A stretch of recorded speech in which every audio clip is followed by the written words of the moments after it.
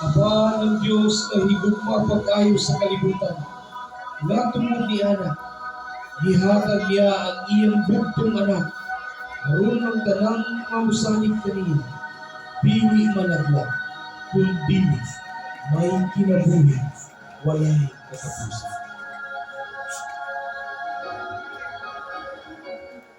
Kaya lang kaninyo na tao karon sa lungsod ni David, ang manluluwas nga mao ang Kristo na Ginoo.